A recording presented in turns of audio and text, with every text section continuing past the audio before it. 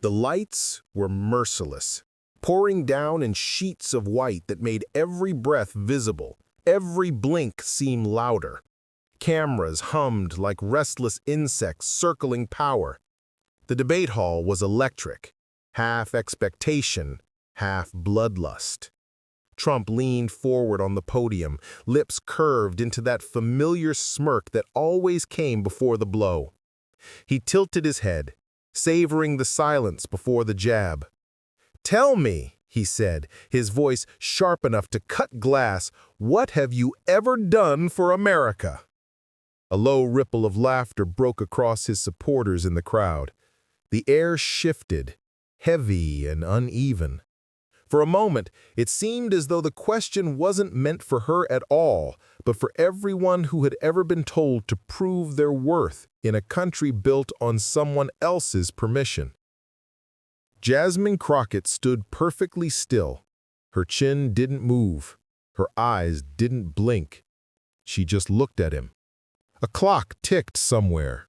4 beats, then 5. The moderator's hand twitched above the microphone. The camera zoomed in. Millions watching felt the same pull, the same tightening in their chest. It wasn't just politics now. It was theater, a trial, a dare. The hum of air conditioning filled the void where her answer should have been. Trump leaned back, confident, mistaking stillness for surrender. And then the narrator's voice, calm, resonant, almost biblical, rose above the tension. "What you're about to see isn't theater. It's a test of the nation's soul.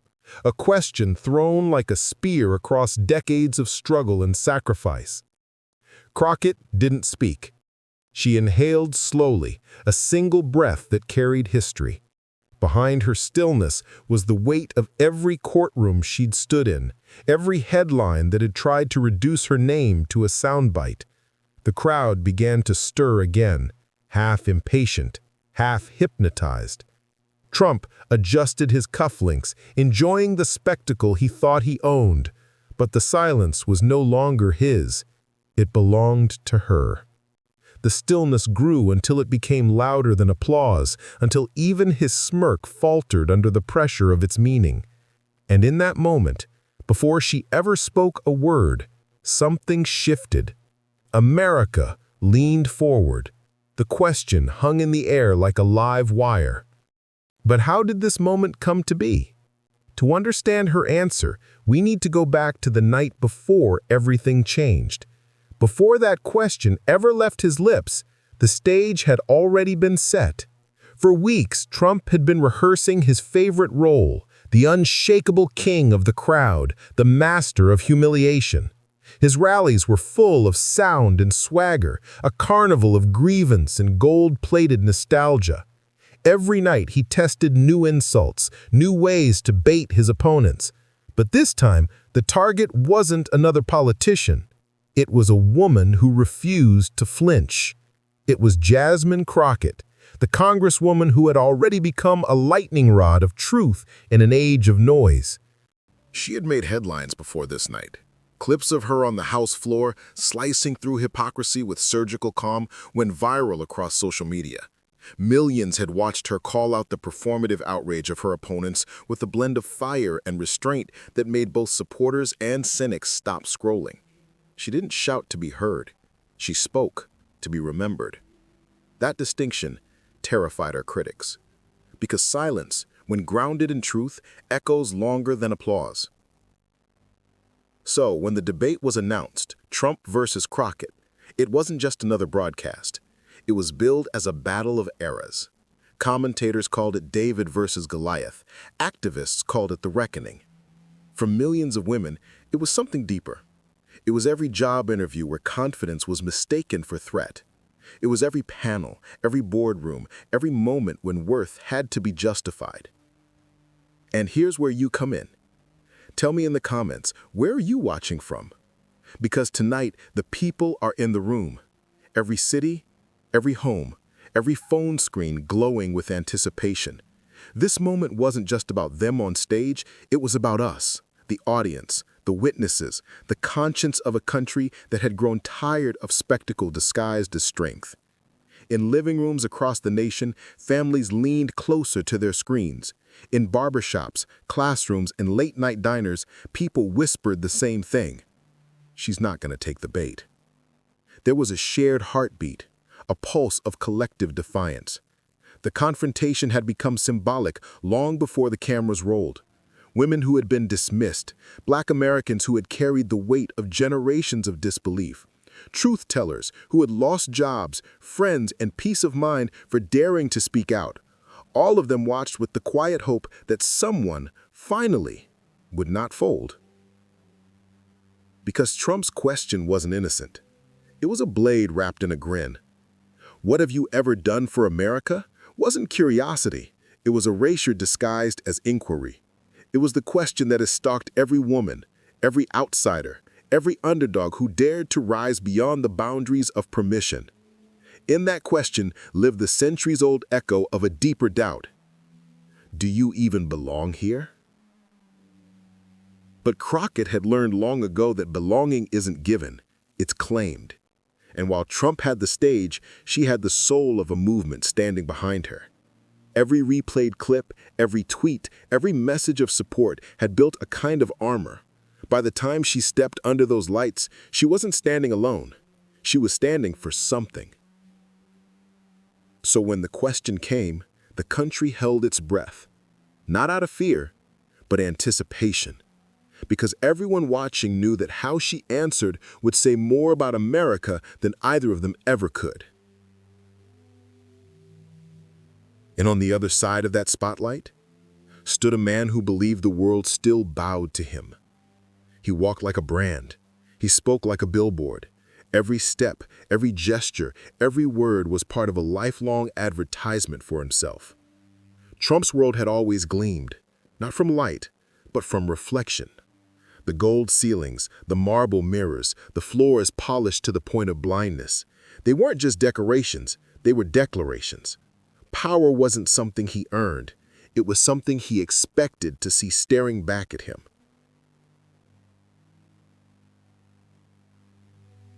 He built his empire on spectacle. The louder the show, the truer it seemed.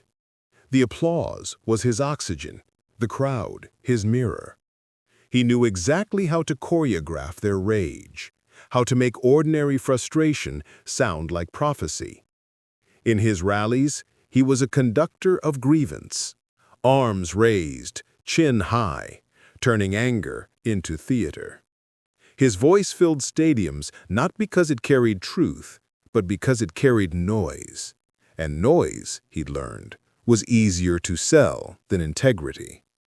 The camera adored him, or at least it never looked away. Every frame seemed to stretch to accommodate his performance.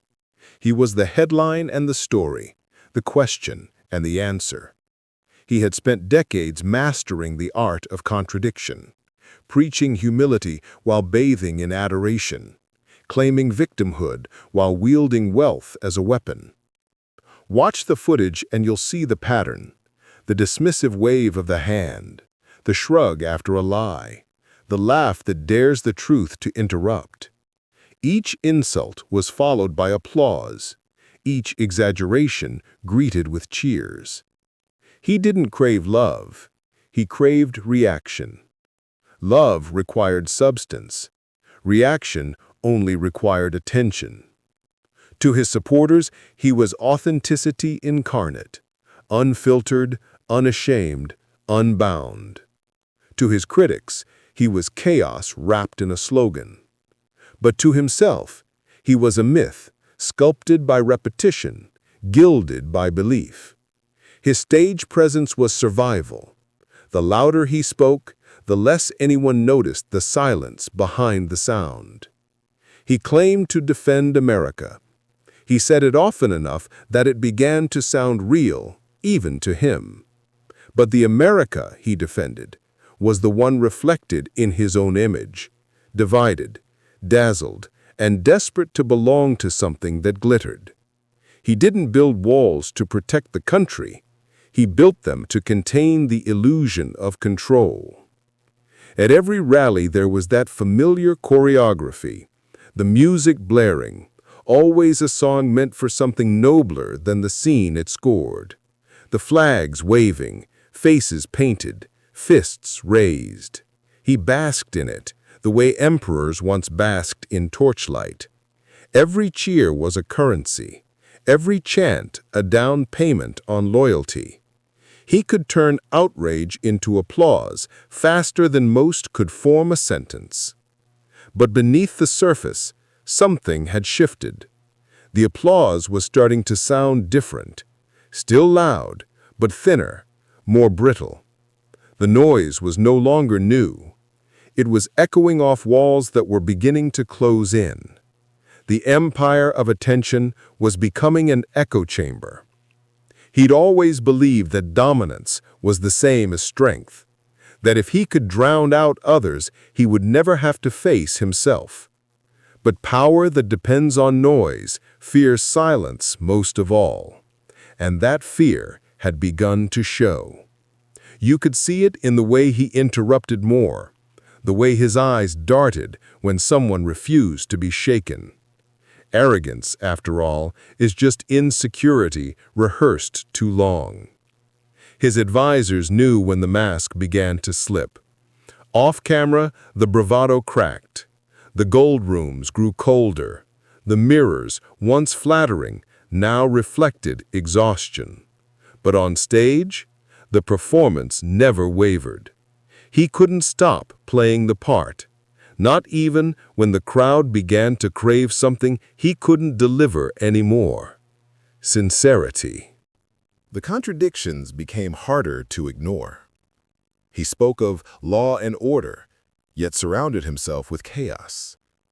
He promised to drain the swamp while wading deeper into it. He called himself the voice of the people, yet couldn't stand the sound of disagreement. Every boast began to sound like a plea, every laugh like a stall for time. And then came her name, Jasmine Crockett, small-town lawyer turned congresswoman, not part of his world, not impressed by his spectacle. For him, she was supposed to be an easy foil, a convenient symbol of everything his movement despised. But she didn't play his game. She didn't rise to the bait. She didn't speak in volume. She spoke in weight. He noticed her calm and mistook it for weakness. He saw her silence and thought it meant she was afraid. But the truth was simpler and far more dangerous. She wasn't afraid of him. She was waiting for the right moment, for the question that would expose everything he'd built as performance. And that moment was coming. The stage was ready, the cameras rolling, and for the first time, the applause he depended on would not be enough to save him. Because even gold cracks under the weight of truth. But what happens when the noise meets the truth and the noise loses? Long before the stage lights and the microphones, before the cameras learned her face, Jasmine Crockett learned to listen. She learned that silence, when used right, could cut deeper than shouting. That in rooms where power strutted loud and unchecked, composure was not compliance, it was control. She grew up in Texas, where the heat pressed down like judgment, and where every girl with ambition learned to speak in two tones, one for survival, one for truth. Her mother taught her both. Her father, a man who worked until his hands cracked, reminded her that dignity was not something people gave you, it was something you carried. Jasmine carried it everywhere she went, like armor that looked like grace. At law school, she stood out, not because she wanted to, but because she couldn't help it. The lectures were full of hypotheticals about justice, but she had seen its cost. She was the student who didn't raise her hand to impress, but when she did, the room fell quiet. She was sharp, deliberate, unwilling to let complexity become an excuse for cowardice. Professors admired her. Rivals resented her. And somewhere in the margins of her notebooks, she began sketching the outline of a life dedicated to those who had been told their pain was too inconvenient to discuss.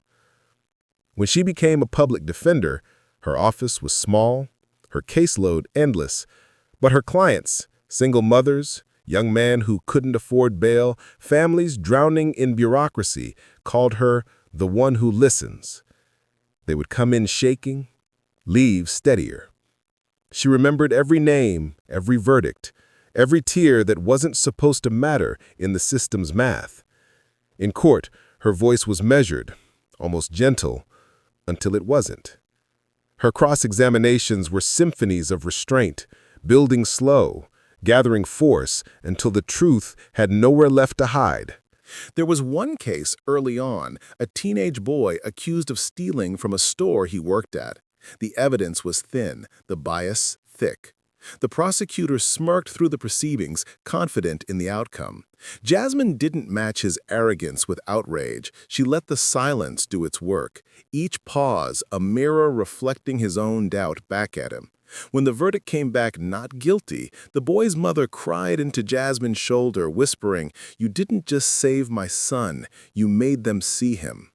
That was the moment she understood that truth, when spoken calmly, could still shake the room. As her reputation grew, so did the resistance. Reporters called her too confident, too direct, too much. But she refused to bend into smaller shapes to make others comfortable. Her composure was not an accident. It was a rebellion against a world that demanded she either smile or break. Years later, in Congress, the rooms were bigger, the stakes higher, the tone colder. She walked through marble halls lined with portraits of men who never imagined someone like her would stand among them. Some days, she caught staffers glancing at her ID badge as though trying to confirm she belonged there. Other days, she let them.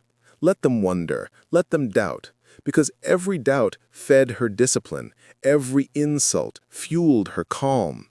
There were nights when she'd stay long after the lights dimmed in her office, papers spread across the desk like battle plans.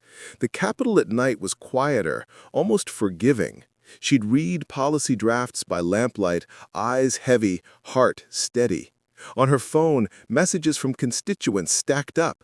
Parents who couldn't afford insulin, teachers begging for funding, workers asking if anyone up there still remembered them. She read every one. Each message was a reminder of why she endured the noise. When protests erupted across the country, she didn't watch from a balcony. She walked through the crowds, through the smoke and chants and fear. Cameras caught her once, arms linked with young activists, her face lit by streetlights and conviction. She wasn't there for spectacle. She was there because silence, the kind she wielded, only mattered if it served something larger than ego. Inside hearing rooms, she faced her share of performance politicians, the ones who mistook interruption for dominance, mockery for debate. She'd sit, pen tapping quietly, waiting for their sound to exhaust itself. Her restraint became a rhythm. Her pause became punctuation. When she finally spoke, she didn't aim for the headlines. She aimed for the truth that outlasts them. Critics called her cold. Supporters called her unflappable. She called it necessary, because in a culture addicted to outrage, composure is revolution. Her silence wasn't surrender, it was strategy. She had learned that truth doesn't always need to shout, it only needs to survive. By the time the debate with Trump was announced, she already knew what it meant. It wasn't just a political event, it was a stage for every unseen battle she had ever fought. He would come armed with noise, with spectacle, with years of practiced dominance. She would bring only her voice and the unshakable stillness of a woman who had faced worse than mockery and walked through worse than fear. The night before the debate, she sat alone in her hotel room, notes spread across the table. The city outside pulsed with anticipation. She didn't rehearse comebacks, she rehearsed patience. She reminded herself the truth doesn't need rehearsal, it just needs courage. and courage for her looked like calm.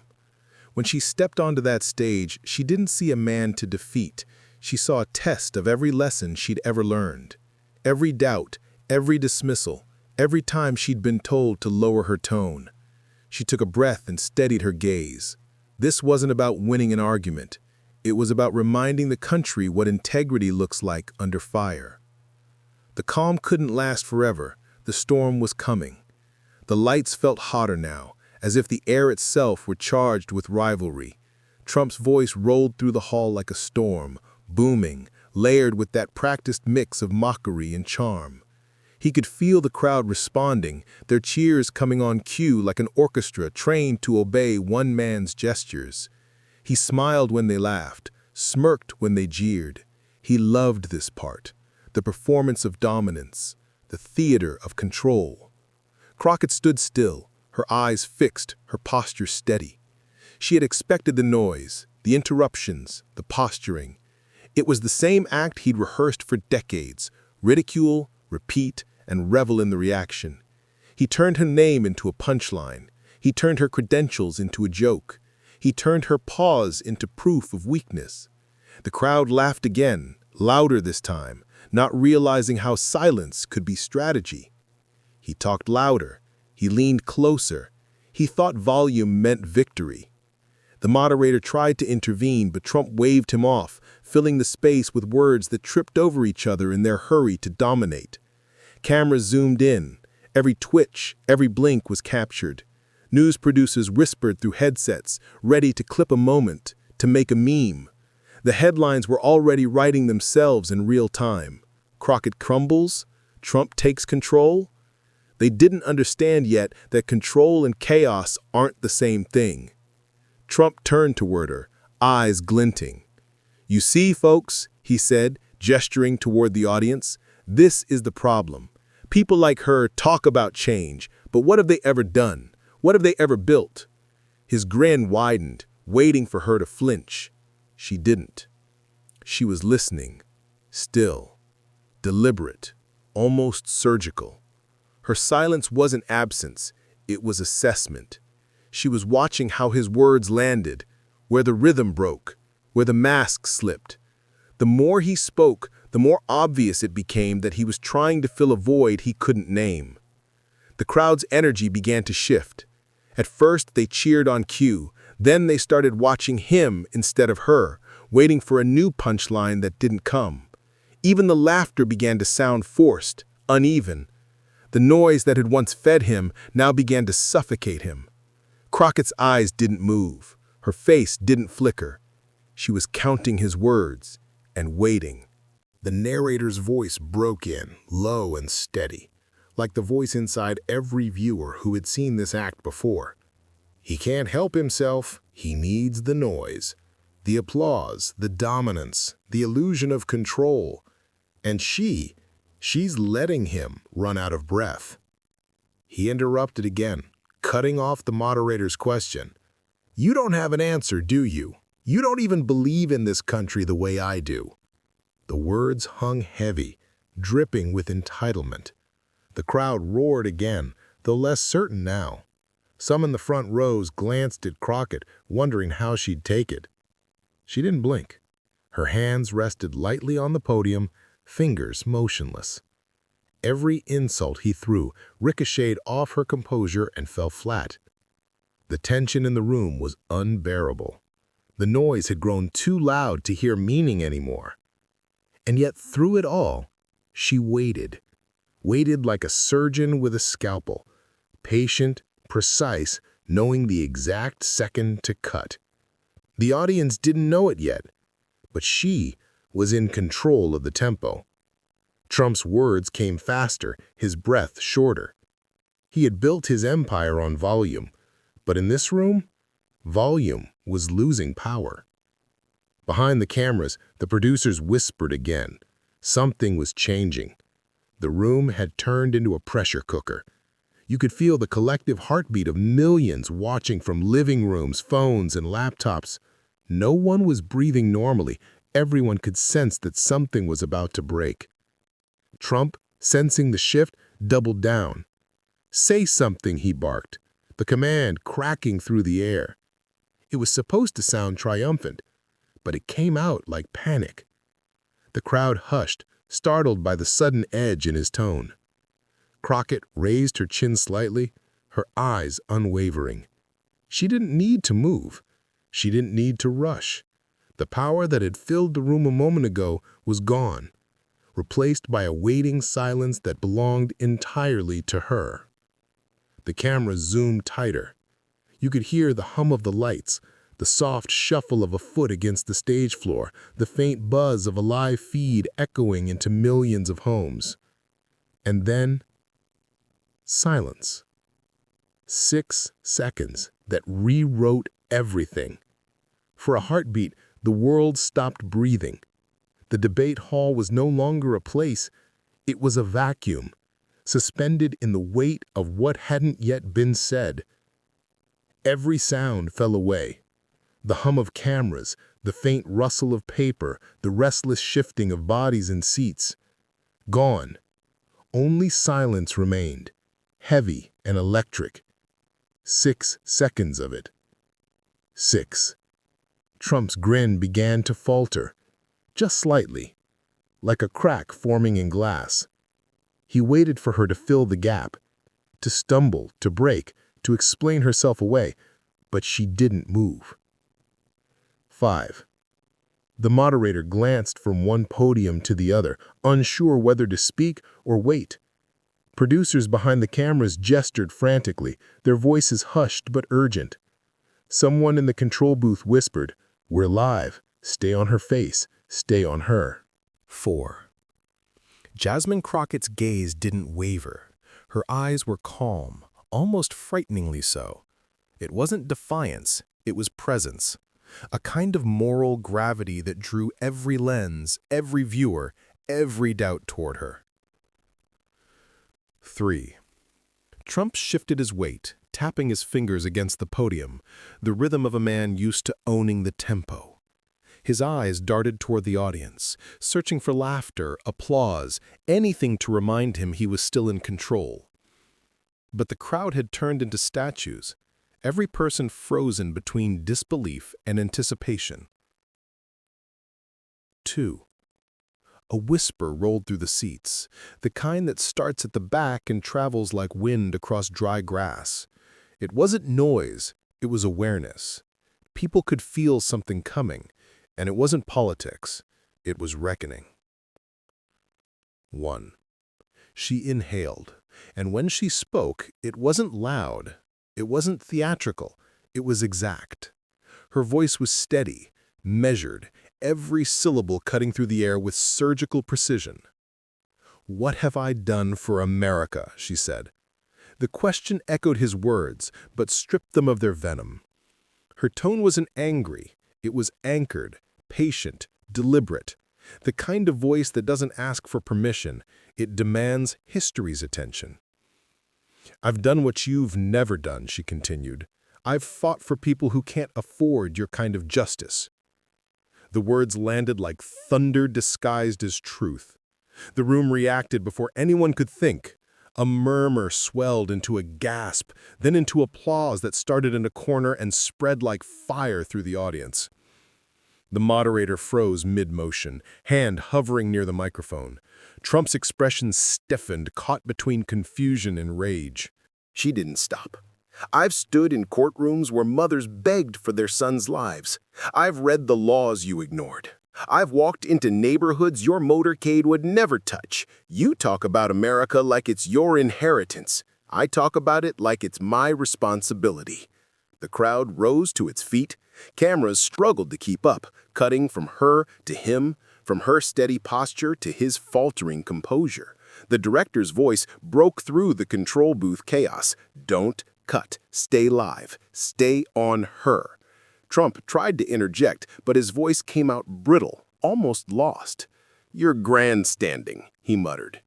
Crockett turned her head slightly, eyes locked on him.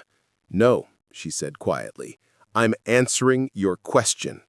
The reaction was immediate, a wave of energy crashing through the hall. You could feel the collective shiver of a country watching itself in real time, seeing the contrast so stark it hurt. On one side, power that needed to be heard. On the other, truth that didn't have to shout. The narrator's voice entered like a pulse under the moment. This wasn't just a debate. It was a reckoning, broadcast to millions. In living rooms across America, people sat forward. Some smiled through tears. Some simply stared, realizing they were watching a moment that would replay for generations. Crockett continued, her tone unwavering. You built towers with your name on them. I built trust with people who didn't have a voice. You call that weakness, I call it work. She paused, just long enough for the silence to remind everyone how rare sincerity sounded in a room full of noise. Trump blinked hard, trying to recover. He laughed, the sharp, practiced laugh of a man who refused to lose the crowd. You're a performer, he said, pointing toward her. You're pretending. She took a slow step forward, the smallest movement, but it carried the weight of someone stepping out from under centuries of doubt. Then let's pretend, she replied. Let's pretend this stage is America and the people watching are the jury. I'm fine with that. The crowd roared again, a sound that felt less like applause and more like release. Some audience members stood, clapping through tears. Others covered their mouths, stunned by the simplicity of it. The camera caught a woman in the second row, mouthing, yes. The lights seemed to shift, softening around her. Every lens framed her not as a politician, but as something rarer, a person telling the truth when it mattered most. The music of the moment was silence, punctuated only by the rhythm of her calm. Trump straightened his jacket, trying to reclaim composure, but his eyes betrayed uncertainty. The smirk that had carried him through 1,000 stages was gone. All that remained was the look of a man realizing he'd lost the one thing he couldn't buy: control of the narrative.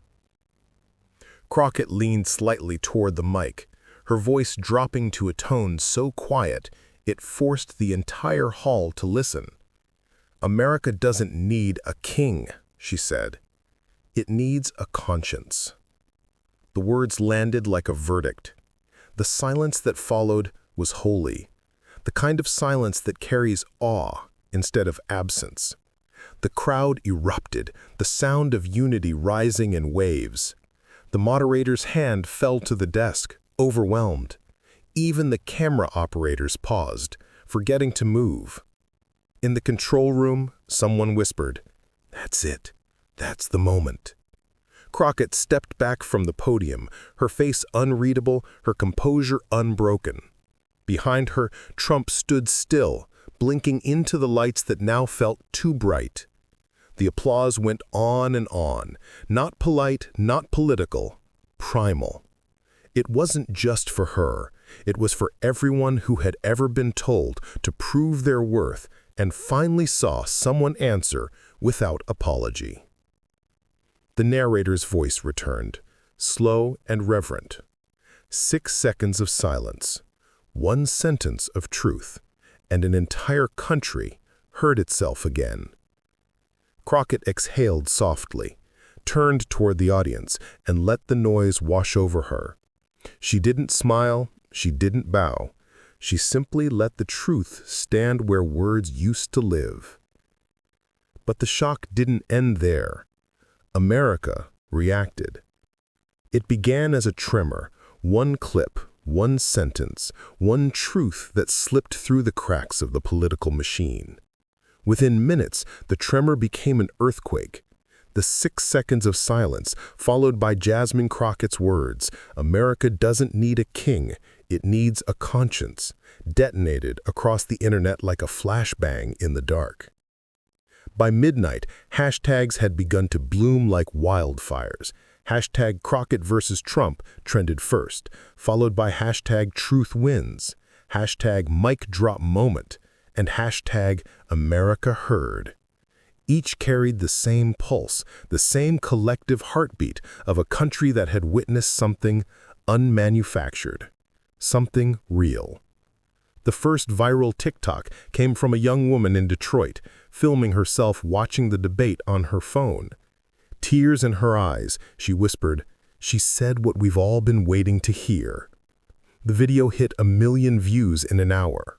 Then came the remixes, her speech set to gospel choirs, to cinematic scores, to the steady beat of protest drums.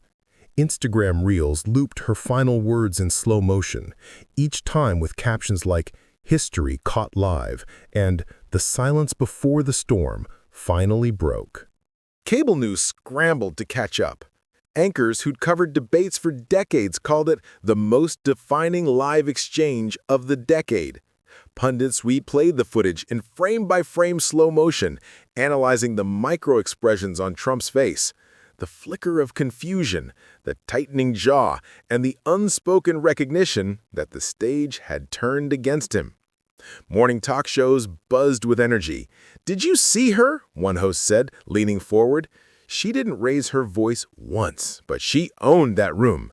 Another added, "This wasn't politics. This was poetry with a spine." In Los Angeles, celebrities posted the clip with captions that ranged from admiration to awe. Viola Davis wrote, "That's how truth speaks." Kerry Washington reposted it with, "Power doesn't always shout." Even athletes joined in. LeBron James tweeted simply, "Respect. #Crockett versus Trump." But it wasn't just fame reacting. It was ordinary people. A teacher in Atlanta filmed her students standing and clapping after replaying the clip in class. A single mother in Houston wrote, "My daughter saw herself in her tonight. That's never happened before." A veteran from Ohio said on Facebook, "For the first time in a long time, I felt proud to listen." Everywhere, people were talking, not about the insult, not about the spectacle, but about the answer. The conversation shifted overnight from mockery to meaning. In group chats, workplaces, barbershops, and church halls, one line echoed again and again. She didn't just answer him, she answered all of us. And somewhere deep in the noise, Trump's usual rhythm of control faltered. His campaign released a statement calling the debate rigged, claiming media bias and unfair editing, but the internet had already crowned its victor. Memes exploded faster than any official narrative could contain. Split-screen comparisons showed Trump's frozen expression next to Crockett's steady calm. The captions read, "When noise meets truth. Volume can't beat vision." And the most shared one, "The day the crowd stopped clapping for the king." Late-night comedians feasted on the moment. One joked, "Trump asked what she's done for America. Turns out she just gave it back its voice." Another added, 6 seconds of silence and an empire of arrogance fell. The audience roared each time the clip replayed on big screens, but the laughter carried admiration too, the kind reserved for moments when performance gives way to honesty. In the digital archives of the next morning, timelines told the story of a nation in motion. Over 80 million views across platforms within 12 hours. Hundreds of thousands of new followers on Crockett's pages. Donations to grassroots organizations surged overnight. People weren't just watching, they were responding. The narrator's voice returned, quiet but steady. This was no longer about who won the debate. It was about who spoke to the moment. And Crockett hadn't just spoken. She'd crystallized a truth that lived in the hearts of millions who long felt unseen. Reporters began calling it the people's victory. Articles described it as a cultural reset, the moral mirror America didn't know it needed. Editorials across the spectrum admitted something rare, that for once, authenticity had outshined spectacle. Meanwhile, Trump's team flooded the internet with clips trying to reframe the night. But every attempt at spin only fed the momentum. The memes multiplied, the quotes crystallized, and the silence before her words became a symbol in itself, a new shorthand for strength under fire. At a protest in Chicago, a massive banner hung across a building. "America doesn't need a king, it needs a conscience." The phrase had transcended the moment. It was no longer just Crockett's. It belonged to everyone who felt the same quiet defiance rising within them. And somewhere in the swirl of it all, Crockett herself stayed silent. No grand statement, no press conference, just a single post, a still image of her at the podium, captioned simply, "Truth stands." It was all she needed to say. For days, analysts dissected the shift. Some called it a digital rebellion, others a generational awakening. But for millions of Americans watching on their phones, it felt like something simpler, a breath they'd been holding for years, finally released. And as the applause continued across screens and streets, one question began to echo louder than the clash itself. In the calm that followed the chaos, the cameras turned off, the crowd dispersed, and the lights dimmed one by one, until only the echo of the moment remained. For most politicians, that would have been the end. A headline, a viral clip, a trending hashtag. But for Jasmine Crockett, it wasn't over. It was beginning. Days later, she sat in a quiet studio, the kind of space where truth sounds louder because nothing else competes. A journalist asked her softly, "What were you thinking in that silence before you spoke?" Crockett looked down for a moment, as though she were sifting through memories too heavy for words. Then she smiled, faintly, and said, "I wasn't thinking about me. I was thinking about the people who never get to answer back." Her voice played over a montage of faces, workers on morning shifts, students in classrooms, nurses walking out of hospitals after night duty, mothers watching from their kitchen tables. "Real power," she continued, "doesn't roar. It remembers who it serves." That sentence rippled through the country like a hymn. It reframed everything. The debate hadn't been about a question. It had been about who gets to define worth. And Crockett had taken that power back, not through rage or retaliation, but through grace. The narrator's voice rose again, slower this time, deliberate. Power had been mistaken for noise for too long. People had confused domination with leadership, arrogance with confidence. But what the world saw in that moment was the difference between performance and purpose, between ego and empathy. Crockett's reflection continued, each line carving truth into the air. "Power," she said, "isn't measured by how many people you silence. It's measured by how many you lift." She leaned forward slightly, her eyes steady. "We've spent too long rewarding the loudest voices, even when they say nothing. Maybe it's time to start listening to the quiet ones who build instead of break." Outside the studio, the world kept spinning, but the air felt a little clearer. In classrooms, teachers replayed her words, not as politics, but as poetry. In churches, pastors quoted her during sermons about humility and courage. In homes across the country, parents told their children, "This is what strength looks like." The narrator wove it together, a chorus of reflection. Courage over chaos, truth over ego, the sound of integrity rising above the static of spectacle. For years, the nation had been drowning in volume, but now silence had reclaimed its sanctity. Crockett's speech became more than an answer. It became a mirror. People saw in her what they wanted to see in themselves: composure without compromise, conviction without cruelty. The moral line was drawn not in anger, but in calm. It said, you can confront power without becoming it. You can hold truth without needing to shout it. In an archived clip that resurfaced weeks later, Crockett was asked what message she hoped people took from that night. Her response was soft but unwavering. That truth doesn't need armor, she said.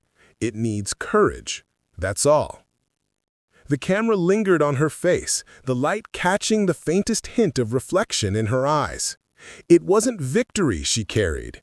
It was clarity, the kind that doesn't fade when the applause ends. The narrator's tone rose to a final crescendo, weaving her story into something larger than politics. This wasn't just about one woman on one stage. It was about a nation being reminded that integrity is not a weakness, and empathy is not naivete. It was about remembering that leadership isn't the art of domination, it's the courage to serve when the cameras stop rolling. And so the story came full circle. The question that tried to diminish her ended up defining her legacy. The moment that was meant to humiliate became the one that humanized. In the end, the question wasn't what she had done for America. It was what America would do with her answer. And that's where you come in. Trump gave her one question, one challenge meant to intimidate, to belittle, to test her resolve. And she gave America an answer it will never forget. 6 seconds of silence, one voice of truth, a reminder that courage does not roar, it stands, unwavering, and changes everything. Now, the moment isn't over. It lives in you. Every share, every comment, every conversation carries forward the power of what was said. The world saw what happens when integrity meets pressure. Now it's your turn to ensure it echoes further. Spread her words. Talk about this moment. Let others feel the weight, the clarity, the courage she embodied. If you believe truth still matters, if you believe courage outweighs chaos, then stand with her. Stand with her in spirit. Stand with her in action. Because this isn't just a debate. This is a call to recognize that every voice matters, that silence can be strength, and that integrity, once witnessed, cannot be ignored. The camera fades slowly to black. The hum of the debate hall softens into silence, replaced only by a heartbeat, steady, resolute. And beneath it all, her words linger in the dark, a final echo. America doesn't need a king, it needs a conscience. The screen goes black. The message remains. The challenge continues. The choice is yours.